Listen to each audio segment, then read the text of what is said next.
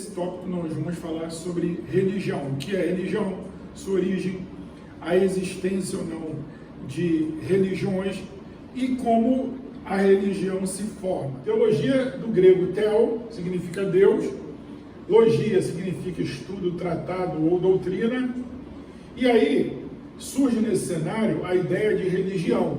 A palavra religião, ela vem do latim, significa religare.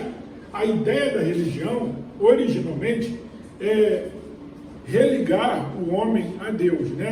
Assim, o fator de busca do homem pela divindade, a religião entraria fazendo essa composição de unir novamente o homem à divindade, unir novamente o homem a Deus. Que Deus é esse? É o Deus dos judeus, né? O Yahvé, ou Javé, como as pessoas queiram nominar, né? Em função de se acreditar que não se tem mais aí a forma correta de pronunciar o nome do Deus de Israel, que popularmente se chama Jeová. Bom, vamos lá. Então, eu coloquei para vocês que a ideia de religião, a ideia de religião é sempre o quê? Que religião é um sistema de crenças, um sistema de doutrinas, um sistema doutrinário, né? E dentro desse sistema doutrinário, você tem o quê? As proposições que esse sistema coloca. Forma de culto, forma de religiosidade, de você expressar a sua religiosidade, forma de você cultuar, né? Dentro dessa religiosidade ou dentro dessa religião, porque dentro dessa religião existe o quê? O theo. O que é o theo? É o divino, lembra que a gente está falando lá o divino, o Deus, o divino, o theo? E o theo, ele se conhece dentro do sistema religioso, do sistema de crença, através da logia. O que seria a logia? Hein, gente? Me ajuda aí. Seria o quê? A doutrina desse sistema religioso, os ensinamentos desse sistema religioso. Então, através do theo e das doutrinas desse sistema religioso, nós temos o quê? Os sistemas de crenças que vão compor cada uma das religiões existentes, né? Então, se você ir no cristianismo, você vai encontrar esse sistema de crença. Se você ir no hinduísmo, você vai encontrar um sistema de crença. Se você ir entre os muçulmanos, no islamismo, você vai encontrar esse sistema de crença. Quer dizer, qual outro nome que a gente pode dar a esse sistema de crença? Hein? Um sistema um sistema de ensinamentos. Daí a gente entender que toda vez que uma pessoa abraça uma religião, ela precisa passar o quê? Para poder se religar à divindade, ela precisa receber os ensinamentos, ela precisa passar pela logia, que ela vai aprender a doutrina, aprendendo a doutrina ela vai conhecer o divino, e aí ela está dentro do sistema religioso daquela religião. Agora, como é que surge a religião? Eu já falei duas coisas aqui, o theo e a logia. Mas eu também, para início de conversa dentro da religião, eu tenho chamado mito, ok? O mito. O mito, a gente conhece muito a questão do mito dentro das crenças gregas, né? Mitologia grega, mitologia nórdica, né? Porém, nas várias culturas, você tem o surgimento, o aparecimento do mito. E o mito surge a partir de uma coisa chamada o quê? Revelação. Revelação. Tem que ter o quê? A revelação. Gente, o judaísmo teve mito, teve revelação? Sim ou não? Lembra lá Moisés na sarça? Sim ou não? Sim. Lembra disso? Sim. Então, lá, naquele momento, o mito tem-se o quê? A revelação, e a partir dali, o encontro com o divino, se forma o sistema doutrinário ou de ensinamentos que vai formar depois o quê? A religião judaica. Você vê aqui no caso de Moisés, ele mesmo, vamos dizer assim, é dado a ele a autoria, né, do Pentateuco, de todo o sistema de crença e liturgia do judaísmo. Consegue visualizar isso, gente, ou não? Então, quando você lê o Pentateuco, né, lá Gênesis, Êxodo, Levítico, tudo, por aí vai, você vê dentro daquele conteúdo a formação dos ensinamentos que vão dar cara ao sistema religioso judaico. Agora, eu estou lá e numa outra religião, minha religião não é o cristianismo. Lá na outra religião, eu vou encontrar isso aqui, sim ou não? Vai encontrar isso, gente. Vai encontrar o Tel. O que é o Tel? O divino. Vai encontrar o Ogia. Você vai encontrar o mito, que seria semelhante à revelação. Quer dizer, a revelação, por exemplo, o hinduísmo. Se vocês olhar o budismo, né? O budismo é mais claro ainda, né? Tipo, né? Coloca a figura de Buda como o ser iluminado, o ser que se revela, né? E aí o que?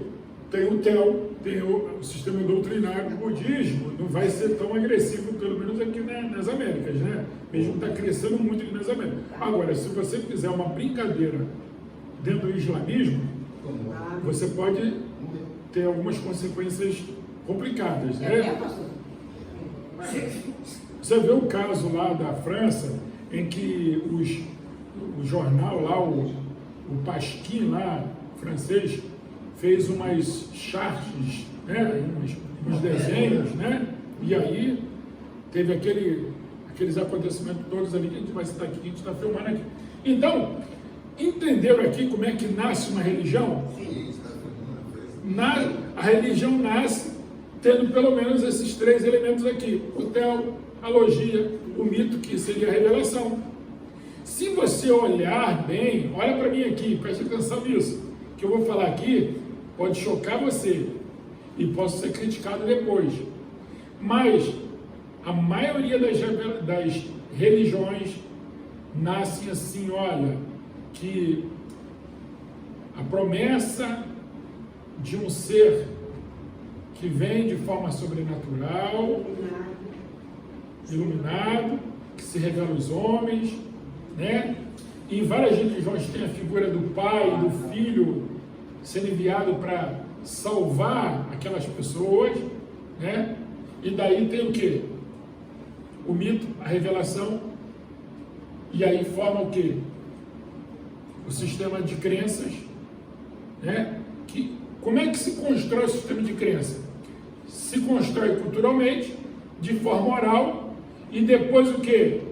Alguém que crê no mito redige, coloca de forma escrito ou escrita essa crença. Todo lugar foi assim.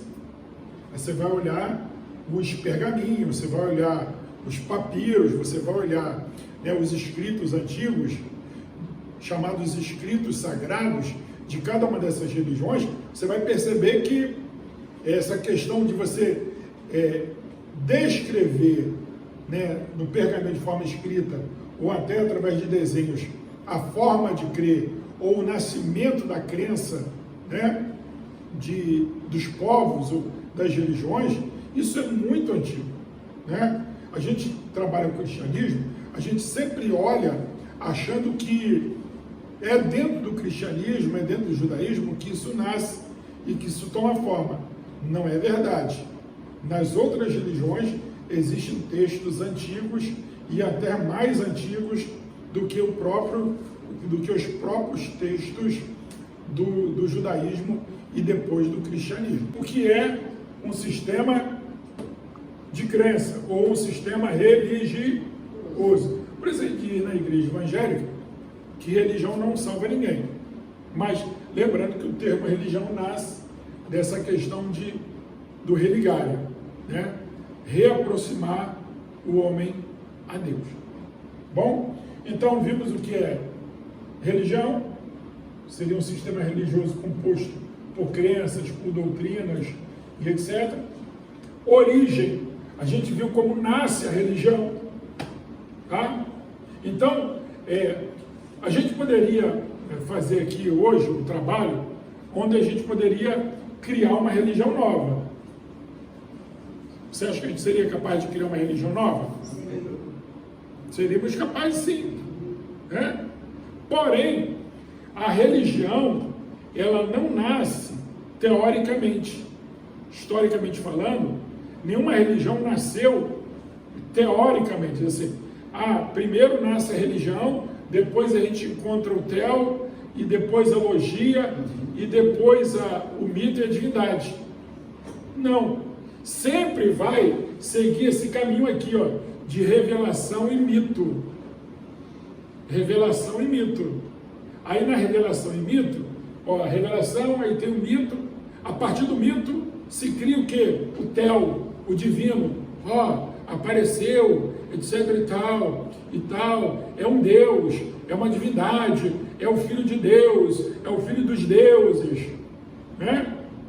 E aí se cria o quê? A crença e a forma de adorar, de cultuar essa divindade. Essa divindade requer para adoração a morte de animais, a aspersão de sangue, o sacrifício humano. Para Abraão, olha que eu vou chocar vocês agora. Para Abraão, ele até então achou natural sacrificar Isaac. Nas pregações as pessoas não ensinam isso, mas eu vou botar aí uma interrogação na sua mente. Abraão, ele era contemporâneo de muitos povos aonde se praticava sacrifício humano, e geralmente sacrifício de criança. Então ele acha que o Deus dele também ia requerer o quê? Sacrifício de criança. Mas aí o quê? O Deus de Israel não requer sacrifício humano. Mas pense numa coisa que eu vou falar para vocês, que vai chocar vocês mais ainda. Mas mais à frente, para a remissão dos pecados da humanidade, o Filho de Deus foi o sacrifício. E aí? A gente tem que ver isso. Está claro isso? Mas é o sacrifício vivo. Que sacrifício vivo? Porque ele foi para a cruz vivo, sabendo o que ia acontecer. Isaac não seria um sacrifício vivo também? Ele acha, porque ele perguntou, cadê o... Não, mas ele não seria vivo? Mas ele perguntou antes, mas Jesus vai ser perguntado. Você pode se sacrificar, mas ser sacrificado significa, entre aspas, ser punido, ser maltratado. E aqui a pena de sacrifício para Jesus foi pena de morte. Ele é levado ao matadouro e lá ele é morto.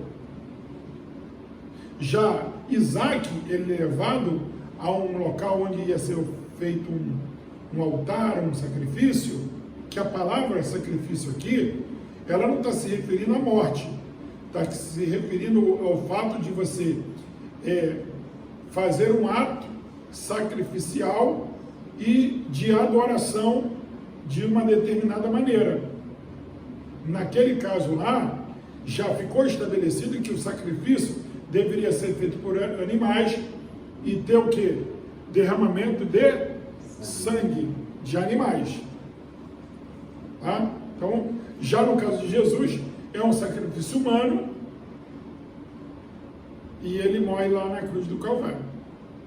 A gente tem que parar e ver esses dois ângulos, porque são importantes para a gente compreender, né, esse contexto aí que, às vezes, assim, só, às vezes é um pouquinho difícil da gente entender. A gente tem que aceitar pela fé. Só que tem um contexto, né, pastor, em relação a quando